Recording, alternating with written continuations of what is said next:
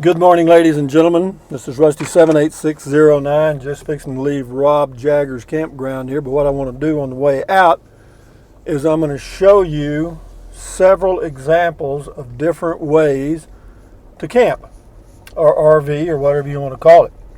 Anyway, this is one example. This is just a travel trailer. Notice they've got a water tank underneath and a gas can for something, so they're probably boondockers, and then I'll pull around this way and show you some more. Most of these are travel trailers in here, and a fifth wheel, and there's a lady in a Class C. She just filled up her fresh water tank and she's ready to head back out somewhere.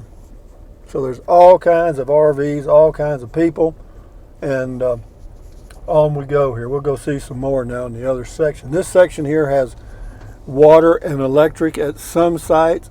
At two sites they just have electric only, and the sites that I'm fixing to go to have nothing. Some of them have water, most of them have nothing.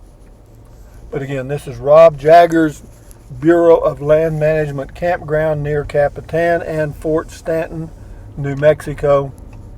So we'll go this here way. Makes a loop.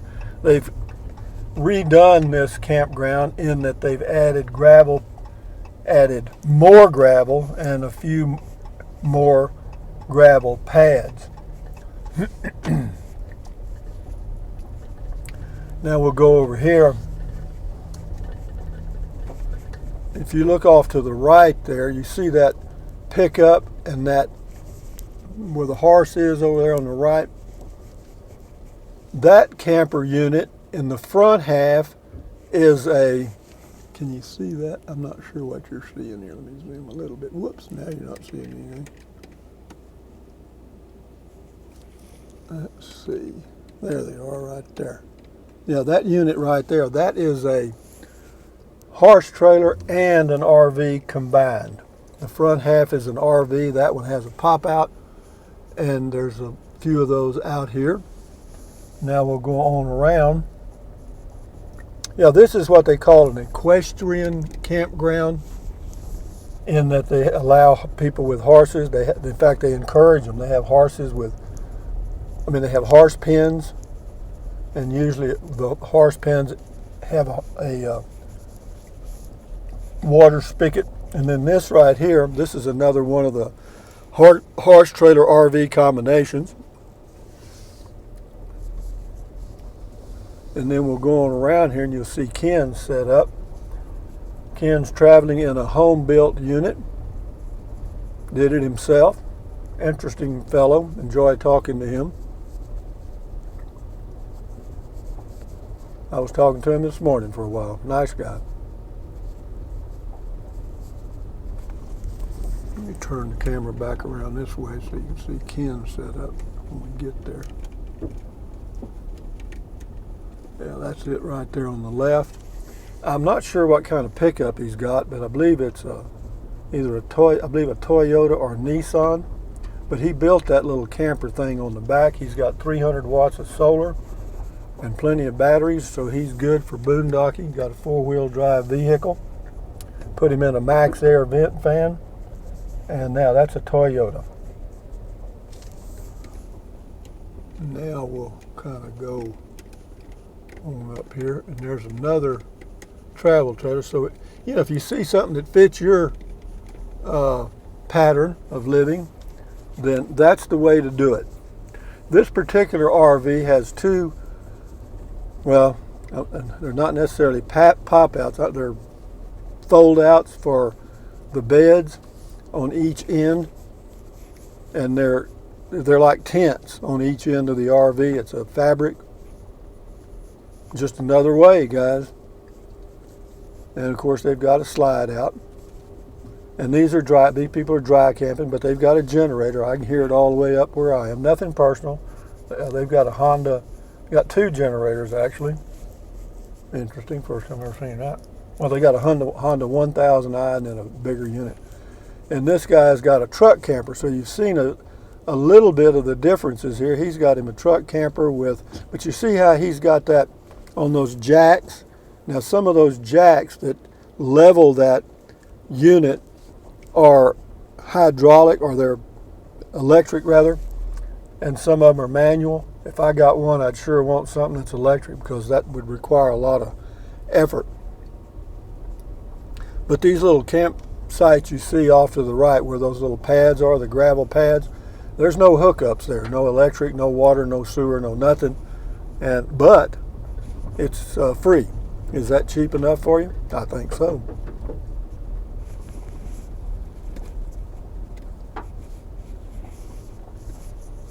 Now this is the horse trailer RV combination and dog.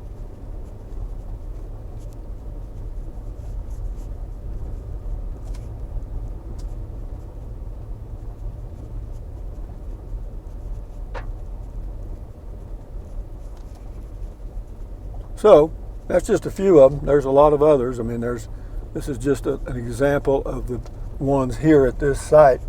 But these people that come here are probably some pretty serious campers, because most people that are RVing, not most, I don't know what percentage, usually go to RV parks because they got full hookups. That's how I started off. I didn't know there was any other way. I always wanted a full hookup, and I'd go to state parks that had them, and national parks and RV parks, and then later on I realized there's another way to do it many years ago, and I've been doing it a different way ever since. So for you guys that are new, just take a look around and see what other people are doing, and that'll help you make your decision, because one of these patterns or one of these ways of camping and RVing will fit your style if you choose to do this lifestyle. How about that? Got that out in one mouthful. Okay, I better sped up a little bit. A car just came over the hill. But now we'll head into Cap 10. I need to get me some groceries. But yeah, for those of you that are really interested in this, and I met a lady this morning named Sherry. Hello, Sherry. She's in like a Chrysler minivan thing. And it's just, like a car looking thing. And she's out here on the road, been out for a couple of weeks. She's thinking about going full time. She's got her a teardrop that she can tow behind her personal vehicle, so to speak. And so, yeah, there's just thousands of ways, man. But something else I'll add to this video is that because of this pandemic and a lot of other, well, and that mainly, and the fact that state parks are closed, Guadalupe Mountains National Park is closed in Texas, because I was going to head back through there. And so there's a lot of places that are closed, and you have, say, X number of people out looking for sites and Y number of sites. And then you got an equation that you've got a large number of people looking for a smaller number of places to camp. And I drove around yesterday, the boondocking areas around here, some of them, and most, if not all, of the boondocking sites have an RV or a tent there. Was it this way last year? No. This place was completely, virtually empty. But it ain't now. I'm going to have me a dark chocolate almond or two, almond with an L.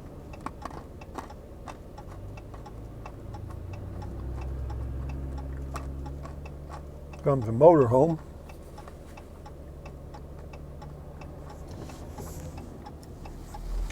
I thought about getting me a Class C, but back to the deal.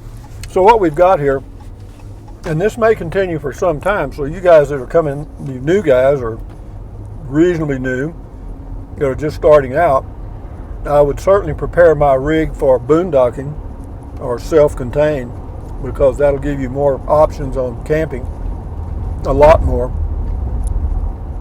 And you'll probably need them, because these places are going to fill up. In my opinion, it's been getting more and more crowded for the past several years, and this just kind of pushed it over the edge, I guess, so to speak. But so plan for boondocking. Get your equipment solar ready, get your solar set up, good inverter and all the stuff, good batteries, whatever you need, because that will give you a whole lot more. And then the next thing we've got coming, guys, and you might as well be ready for it, this is for you camper, RVer, van dwellers, etc.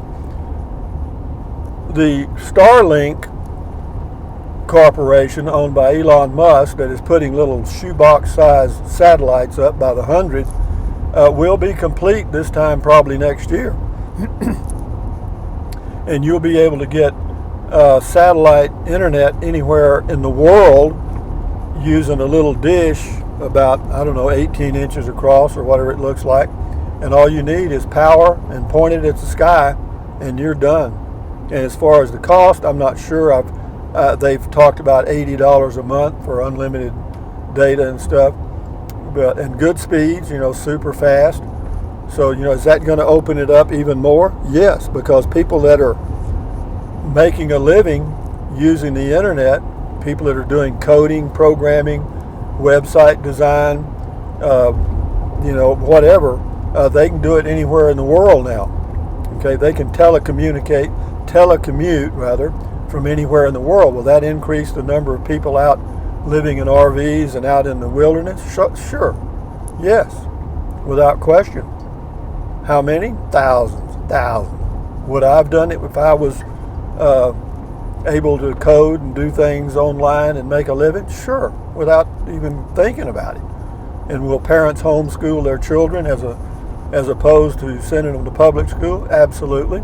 And I'm sure there's families planning on that right now. All you need is a way to make a living, an RV, a good internet connection, and you're free. You like that? That's a good little poem there. And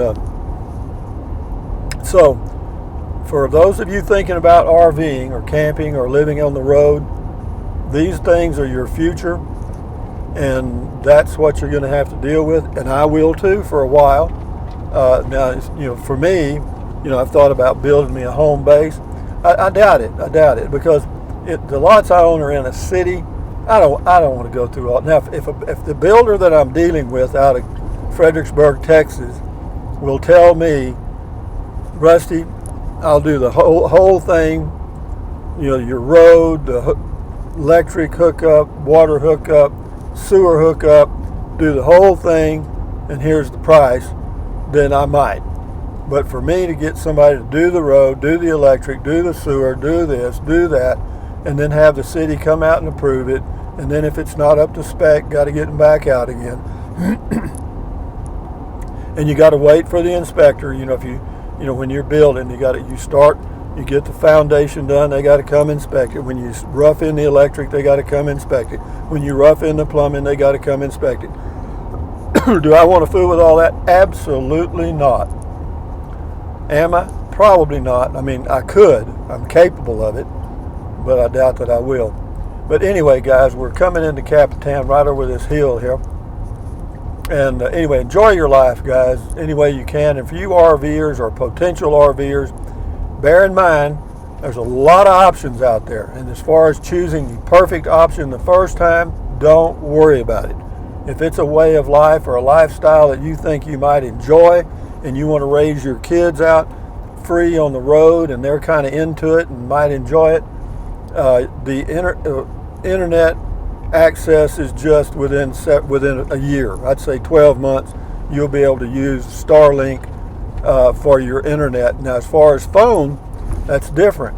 I'm not sure they're going to offer a phone service using the satellites yet. Will they in the future? Probably. Sure, there's money to be made in it. Anyway, guys, from Capitan, thumbs up, carpe diem, adios, bye-bye, buy anything you want, anytime. But if you think about it, use the link to Amazon products in the description of all of my videos. Why? You know why. Yeah, you just click on the link and go to Amazon, and then during that shopping session, if you buy anything, I get a small commission. What else? You can use PayPal if you want to, if you know how. And then drink plenty of water, stretch, walk, take deep breaths, keep your health, because without your health, you're not going to enjoy camping anywhere. All right. Well, you might, and just make it a little difficult. But having said that, adios, bye-bye, vaya con Dios, adios, etc. Till next time, enjoy your life. And I mean that. Bye-bye.